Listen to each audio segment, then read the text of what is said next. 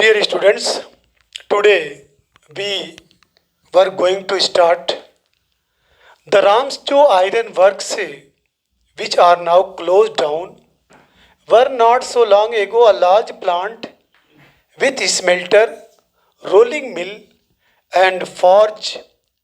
In the summertime, long lines of heavily loaded barks and scows slide down the canal, which led to a large inland lake. And in the winter time, the roads near the mill were black from all the coal dust which sifted down from the big charcoal crates. Ram's जो iron work जो factory है which are now close जो अब बंद हो चुकी है। ये कब की बात है? ये जो राइटर है बोल रही हैं, जब वो स्टोरी को लिख रही थी तो ये बोल रहे हैं कि रामजो आयरन वर्क जो किसी ज़माने में बहुत फेमस थी, वहाँ पे बहुत सारे लोग, बहुत सारे मजदूर काम किया करते थे, जो इस वक्त क्या है क्लोज डाउन, बंद हो गई है। Were not so long ago, अभी जल्दी की बात है, बहुत पहले नहीं, एक लार्ज प्लांट, ये एक बहुत बड़ा प्लांट था। कौन? रामजो आयरन वर्क, ये बहुत बड़ा प्लांट था विथ स्मेल्टर। इसमें एक ऐसी मशीन थी जिसका नाम क्या था? स्मेल्टर था। स्मेल्टर कहते हैं, ठीक है, a place where objects are made by heating, ऐसी जगह जहाँ पे वस्तुओं को, चीज़ों को हीट किया जाता है, पिघलाया जाता है और उसको अलग अलग शेप दिया जाता है। ठीक है, तो एक बहुत बड़ा स्मेल्टर था। और क्या था? Rolling mill. रोलिंग मिल भी थी जहाँ पे क्या नाम है, मेटल को रोल किया जाता था। मेटल को लंबी लंबी शीट रोल करके लंबी लंबी शीट में ढाला जाता था। एंड फॉर्ज, और क्या था? फॉर्ज था जो पीछे आप पढ़ चुके हैं, जहाँ पे चीज़ों को, ठीक है, गलाया जाता था, ढाला जाता था। ठीक है, एक तरह से वो बहुत बड़ी भट्टी का नाम है। तो बच्चों यहाँ पे स्मेल्टर की मीनिंग जो है, smelter a machine that uses high temperature, एक ऐसी मशीन जिसका टेम्परेचर बहुत ज़्यादा होता है। उसमें क्या करते हैं हम? एक्सट्रैक्ट करते हैं मेटल को एक्सट्रैक्ट करते हैं फ्रॉम इट्स ओर। ओर कहते हैं जो रॉक होता है, नेचुरल रॉक होता है, ज़मीन के अंदर से जब वो निकाला जाता है, निकाल करके उसको सफाई की जाती है, उसको अच्छे फॉर्म में लाया जाता है, उसको कहते हैं स्मेल्टर। तो राम्स जो आयरन वर्क, उसके अंदर स्मेल्टर एक मशीन थी जिसका काम क्या था कि ज़मीन के अंदर से जो कुछ भी निकलता था उसको साफ करके अच्छे फॉर्म में लाता था। रोलिंग मिल थी, एक ऐसी मशीन थी, एक ऐसी मिल थी जिसके अंदर हम क्या नाम है, मेटल को रोल करते थे, लंबी लंबी उसको शीट में कन्वर्ट करते थे। एंड फॉर्ज, और एक ढलाई वाली भी मशीन थी जिसके अंदर हम चीज़ों को ढालते थे। इसके बाद इन द समर टाइम में, गर्मी के मौसम में, गर्मी के दिनों में, long lines of heavily loaded barges and scows slide down the canal. गर्मी के दिनों में बड़ी बड़ी लाइन लग जाती थी, लॉन्ग लाइन्स, एक लंबी लाइन लग जाती थी। किसकी? हैवीली लोडेड, बहुत ज़्यादा, ठीक है, माल से लदी हुई गाड़ियों की। ये बोझ एंड इसको छोटी छोटी नाव जिस पे कच्चा माल लद करके आता था। तो जो सामान लद के गाड़ियाँ लाती थी, सामान लाद करके, उनकी एक लंबी लाइन लग जाती थी। और ये कहाँ तक? डाउन द कैनाल से होते हुए, विच lead a large inland lake, एक जो मुल्क के अंदर एक लेक थी, झील थी, वहाँ तक लंबी लाइन लग जाती थी। उन गाड़ियों में क्या था? छोटी छोटी बोट थी, उन बोट में क्या नाम है, कच्चे माल लदे रहते थे। गर्मी के मौसम में उस फैक्ट्री की वजह से एक लंबी क्राउड हो जाती थी। उसके बाद and in the winter time, जाड़े के दिनों में, द रोड से नियर द मिल, मिल के पास जो सड़कें थी वर ब्लैक, वो काली हो जाती थी। किसकी वजह से? From all the coal dust, जो गाड़ियों पे कोयला लद करके आता था। Which shifted down from the big charcoal crates, जो चारकोल क्रेट्स से गाड़ियाँ थी जिसपे लकड़ी का कोयला और पत्थर का कोयला ये लद करके आता था। तो वो उसका चूरा जो है, उसका छोटा छोटा पार्ट ज़मीन में गिरता था। सड़क पे गिरने की वजह से वो सड़क पूरी तरह से क्या हो गई थी? काली हो गई थी। During one of the long dark evening just before Christmas, the master Smith and his helper sat in the dark forge near the furnace, waiting for the pig iron which had been put in the fire to be ready to put on the anvil. Every now and then one of them got up to stir the glowing mass with a long iron bar, returning in a few moments, dripping with perspiration, though as was the custom, he wore nothing but a long shirt and a pair of wooden shoes. During one of the long dark evening, मतलब वो जो काली रात थी, क्योंकि दिसंबर का महीना था, लंबी रात होती है, जाड़ा का दिन था, तो उसमें ठीक है कह रहा है कि ड्यूरिंग द लॉन्ग डार्क, तो वो जो लंबी रातों में से ठीक है एक रात के दौरान, मतलब उन रातों में एक रात, just before the Christmas, Christmas के आने से पहले, अभी क्रिसमस का दिन नहीं आया था, क्रिसमस 25 दिसंबर नहीं आया था, ठीक है। तो जो लॉन्ग डार्क इवनिंग हुआ करती थी, ठीक है, बड़ी बड़ी काली रातें जो होती थी, उन्हीं रातों में से एक शाम की बात है।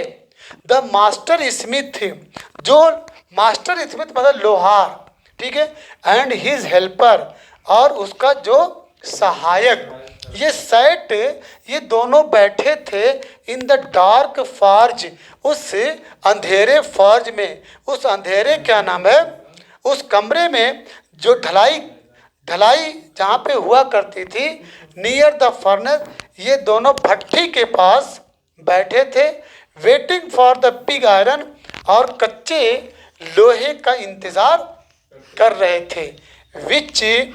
विच हैड बीन पुट, जिन्हें रखना था कहाँ पे? इन द फायर, आग में रखना था। कच्चे लोहे के इंतज़ार में उन कच्चे लोहों को कहाँ रखना था? आग पे। टू बी रेडी, ताकि ये तैयार हो जाए।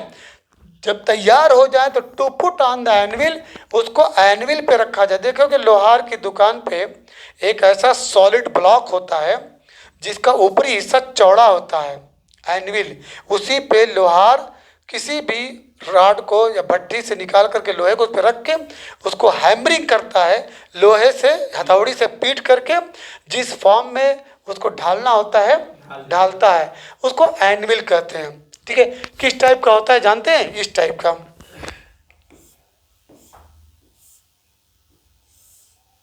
इस टाइप का ये जो है ये थोड़ा सा चौड़ा होता है। ठीक है, तो इसी पे रख के वो पीटता है, तो ताकि जब वो आग से निकले तो उसको कहाँ पे रखा जाए? एनविल पे। ठीक है, every now and then, every now and then का मतलब क्या होता है? Time to time, every now and then, time to time, वक्तन फवक्तन। ठीक है, बारी बारी। One of them got up, उन दोनों में से कौन? ब्लैक स्मिथ एंड उसका सहायक, जिसको हेल्पर कहते हैं। ये दोनों बारी बारी उठते थे। टू स्टायर, स्टायर माने हिलाना, और हिलाते थे द ग्लोइंग मास, जो जलता हुआ कोयले का टुकड़ा रहता था उसको कुरेदते थे ताकि और शोला भड़क जाए और टेम्परेचर तेज़ हो जाए, और जो भी उसके अंदर हम आयरन को रखे हैं वो और हीटअप हो जाए। तो बारी बारी ये दोनों उठते थे और एक लॉन्ग आयरन बार, एक लंबे लोहे के बार से, टुकड़े से उसको हिला करके आते थे। और जब लौटते थे, returning in a few minute, चंद लम्हों के बाद जब लौटते थे तो ड्रीपिंग विथ प्रिस्पिरेशन, पसीना बहाते हुए निकलते थे। क्योंकि टेम्परेचर है, टेम्परेचर की वजह से ये पसीने से शराबोर हो जाते थे। दो एज वाज द कस्टम, क्योंकि उस समय का यही फैशन था, यही रवाज था कि ही वोर नथिंग, वो कुछ पहने हुए नहीं होते थे, बट अ लॉन्ग शर्ट, सिर्फ एक लंबी सी शर्ट होती थी, and a pair of wooden shoes, और वुडन शूज, लकड़ी का जूता, लकड़ी के जूते पहने होते थे। उस वक्त का दो एज वाज द कस्टम, मतलब उस वक्त का यही फैशन था, रवाज था, चलन था कि ये दोनों बंदे कुछ पहने नहीं थे, सिवाय क्या नाम है, एक लंबा सा शर्ट, लंबी सी शर्ट होती थी और पैर में लकड़ी के जूते होते थे। उसके बाद है बच्चों, all the time there were many sounds to be heard. All the time, हर वक्त, पूरे समय there were many sounds to be heard, बहुत सी आवाज़ें ये लोग सुना करते थे, बहुत सारी आवाज़ आती थी। ठीक है, हर वक्त बहुत सारी आवाज़ का सामना ये लोग करते थे। इन द फॉर्ज, उस ढलाई केंद्र में, उस ढलाई घर के अंदर, the big bellows groaned and the burning coal cracked, the fire boy salt charcoal into the maw of the furnace with a great deal of clatter. Outside roared the waterfall, and a sharp north wind whipped the rain against the brick tiled roof. अब देखिए ये मंजर बता रहा है, क्या बता रहा है कि हर वक्त देयर वर मेनी साउंड, बहुत सारी आवाज़ सुनाई देती थी। इन द फौज के अंदर बिग बेलोज, पहली आवाज़ जिसमें से हवा पास कराई जाती थी ताकि वो जो आग है और दहके और भड़के। आप देखे होंगे लोहार की दुकान पे एक इतना बड़ा सा पंखा नहीं, वो हवा पास करने वाला, हवा भेजने वाला एक बड़ा सा इंस्ट्रूमेंट होता, उसको लेके आओ नेट पे और क्लियर हो जाएगा। हाँ हाँ लेके आइए, पंखा बंद करो। देखो बच्चों, द बिग बेलोज, बेलोज को देख लीजिए फोटो में, ये आपका बेलोज है। पहले ज़माने में और अभी भी कहीं पे लोहार की दुकान पे ये एक तरह से इसी को बेलोज कहते थे। इसको ऐसे खींचते थे, ऐसे ऐसे, तो ये वाला मुंह ऐसे ऐसे होता था, तो बहुत स्पीड में हवा क्या नाम है पास होती थी, और जहाँ पे कोयला दहकता हुआ रखा जाता है उसको, उसका टेम्परेचर जो है और क्या करता था, इंक्रीज कर देता था। तो ये आपका बेलोज है। तो यहाँ पे राइटर लिख रही है कि किधर गया, तो the big bellows groaned and the burning, मतलब आवाज़ आ रही थी, कई तरह से आवाज़ आ रही थी। तो पहली जो आवाज़ थी बिग बेलोज की, बड़ी बड़ी क्या नाम है बेलोज थी, जब ये चलती थी, ग्रोन्ड बहुत तेज़ आवाज़, जिसे गुर्राहट की आवाज़ आती थी, गुर्राहट की आवाज़ आती थी। एंड द बर्निंग कोल, इसके चलने की वजह से जो जलता हुआ कोयला था, जलता हुआ कोयला ये क्रैक्ड, कड़कता था। ठीक है, क्या होता था, कड़कता था। द फायर बॉय, इस काम को अंजाम देने के लिए जो लड़का मुतय्यन था, जिस लड़के के ऊपर ये जिम्मेदारी थी, ये फायर बॉय शावल्ड चारकोल को शावल करता था, मतलब बेलचा उठाता था और कोयला उठा करके दहकते हुए अंगारे पे डालता था। इनटू द मा ऑफ द फर्नेस, भट्टी के मुंह में झोंकता था, भट्टी के मुंह में झोंकता था। With a great deal of clatter, जिसकी वजह से उसकी आवाज़ में और कड़कड़ाहट आती थी, यानी ज़्यादा से ज़्यादा कोयले को झोंकने की वजह से वो कड़कड़ कड़कड़ की आवाज़ करता था।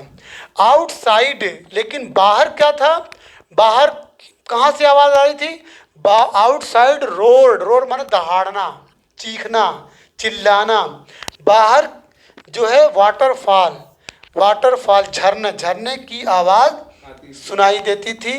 एंड शार्प नॉर्थ विंड, और तेज जो है उत्तरी जो हवा, विप्ड द रेन, बारिश को विप करती थी again the brick tiled roof, जो वो कंपनी की या फैक्ट्री की जो छत थी ईंट और टाइल की बनी थी, ईंट और टाइल से बारिश टकराती थी और उससे आवाज़ पैदा होती थी। उसके बाद है it was probably on account of all this noise. Probably का मतलब संभवतः, ठीक है, गालिबे गुमान। तो इट वॉज प्रोबेबली, शायद जो है, on account of all this noise, इन्हीं सब शोर की वजह से, इन्हीं सब शायद इन्हीं सब शोर की वजह से, ठीक है,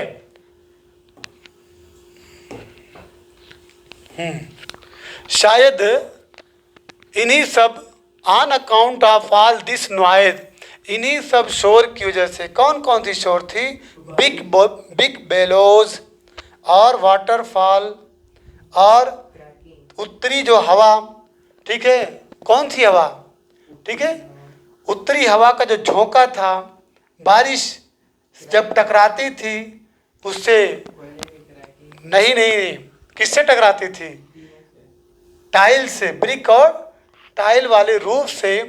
तो शायद इन्हीं सब आवाज़ और शोर की वजह से द ब्लैक स्मिथ, वो लोहार जो है, did not notice that a man, उसने देख नहीं पाया कि एक आदमी जो है हैड ओपन द गेट को खोला एंड इंटर द फौज, और इस फौज में दाखिल हो गया। इन्हीं सब शोरो गुल की वजह से वो ब्लैक स्मिथ, ठीक है, समझ नहीं पाया कि कोई बाहरी इंसान गेट खोल करके जहाँ पे हम लोग बैठे हैं वहाँ पे आ गया है, वही ना आया है। Until he stood close up to the furnace, जब तक कि वह उस भट्टी के बिल्कुल करीब न पहुंच गया। जब उसके करीब पहुंच जाता है तब ब्लैक स्मिथ समझता है कि कोई आया है।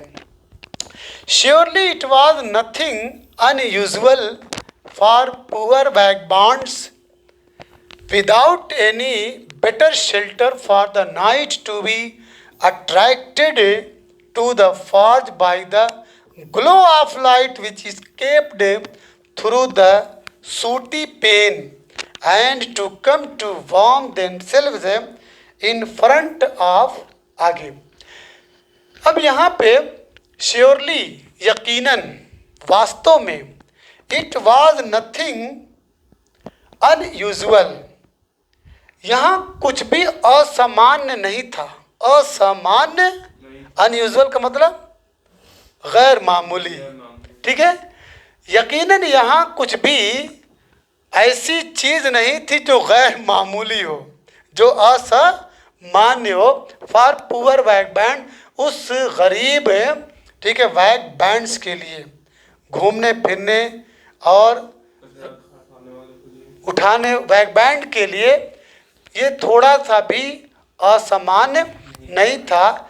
विदाउट एनी बेटर शेल्टर, मतलब क्या असामान्य नहीं था कि विदाउट एनी बेटर शेल्टर, की इससे बेहतर कोई शेल्टर नहीं हो सकता, इससे बेहतर रुकने का कहीं स्थान मुझको नहीं मिल सकता। For the night to be attracted, मतलब रात बिताने के लिए इससे बेहतर, जहाँ पे भट्टी हो, जहाँ पे कोयला को गरमाया जाता हो, जहाँ पे ढलाई की जाती हो, तो इससे बेहतर रात बिताने के लिए कोई, ठीक है, अच्छी जगह नहीं है। इसीलिए attracted to the fogs by the glow of light, जो रोशनी की चमक आ रही थी, which escaped through the sunny sooty pane कहते हैं खिड़कियां जिस पे गर्द गुबार अट जाता है, उस पे गर्द गुबार आ जाता है, ठीक है, धुंधला हो जाता है।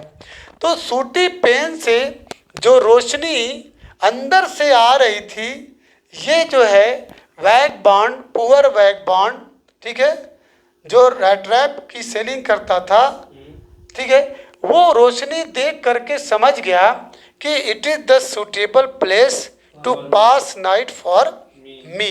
वो कहाँ से देखा? वो सूटी पेन, क्या सूटी पेन? ऐसे खिड़कियां जहाँ पे गर्दो गुबार, ठीक है, अटका हो। अब क्यों नहीं अटका होगा? वहाँ पे कोयला की धुकनी है, ठीक है, और कोयले का काम है, कोयला उठा के डाला जाता है तो उसका गर्द उस पे आएगा ना। उस पे आने की वजह से हल्की हल्की उसके अंदर से रोशनी बच करके आ रही थी अंदर से। उसको ये देखा और समझ गया कि यहीं पे मुझको जाना है, and to come in to warm themselves, ताकि वहाँ पे जा करके अपने को गर्म करें। क्या करें? अपने को गर्म करें। In front of what? In front of the fire, आग के सामने।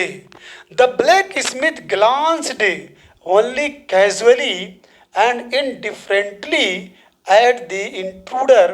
He looked the way people of his type usually did, with a long beard, dirty, ragged, and with a bunch of red drops dangling on his chest.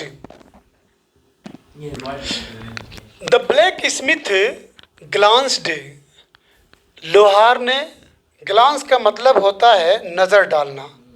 Glance mean नज़र डालना, सरसरी निगाह डालना, बहुत गौर से न देखना, बेमन से, बेतवज्जो से देखना। हाँ, एक नज़र। तो ब्लैक स्मिथ ने सिर्फ जो है कैजुअली, मतलब केयरलेसली, ठीक है, केयरलेसली उसके ऊपर निगाह डाली। एंड इनडिफरेंटली, इनडिफरेंटली का मतलब है विथ लैक ऑफ इंटरेस्ट, ठीक है, लैक ऑफ इंटरेस्ट मतलब उसके अंदर कोई बहुत ज़्यादा शौक नहीं था, बस यूं ही एक निगाह डाल दी। किसके ऊपर? Intruder.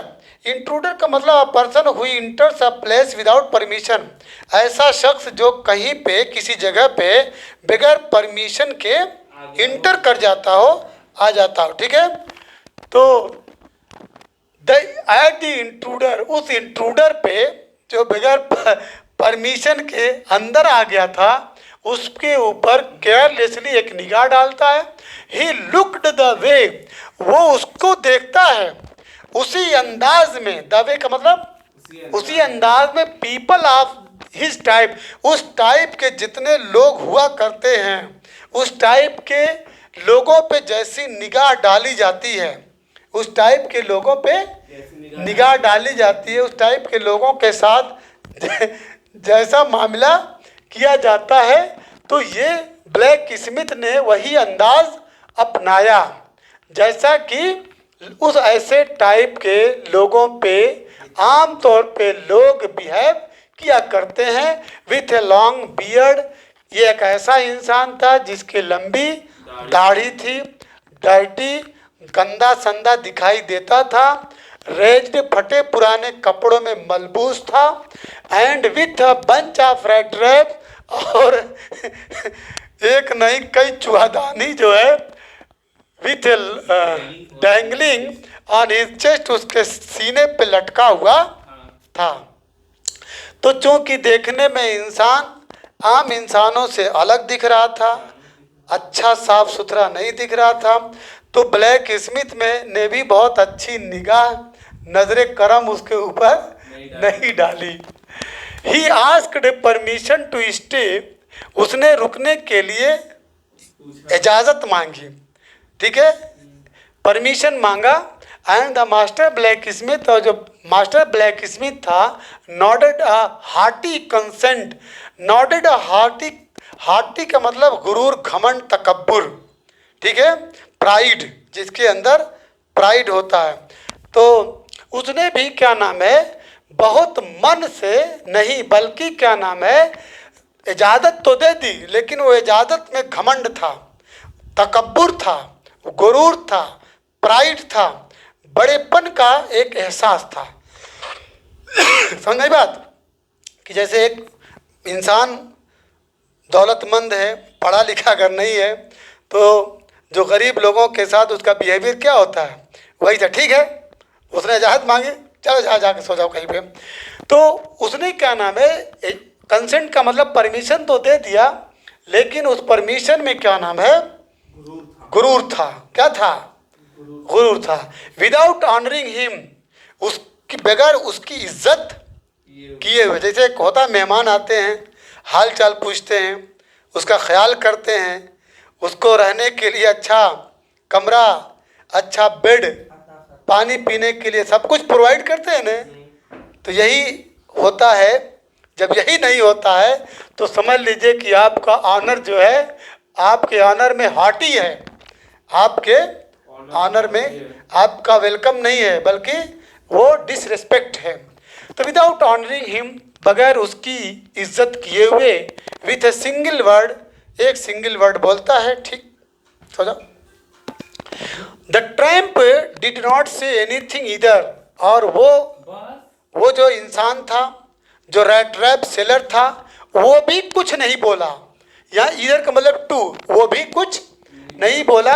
He had not come there to talk, क्योंकि वो वहाँ पे आया था बात करने के लिए नहीं, only to warm himself and sleep, सिर्फ अपने आप को गर्म रखने के लिए, क्योंकि बाहर थक करके आया था, बाहर एक लंबी जर्नी तय करके आया था।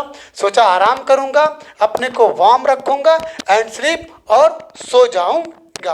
अब इसके बाद कल से हम लोग पढ़ेंगे, इन दोज डेज राम्स जो iron will was owned by a very prominent iron master. अब यहाँ से जो असल मालिक आता, उसकी एंट्री होती है, वो इसको देखता है और कंफ्यूज हो जाता है और समझता है कि ये तो मेरा पुराना बिछड़ा हुआ साथी है।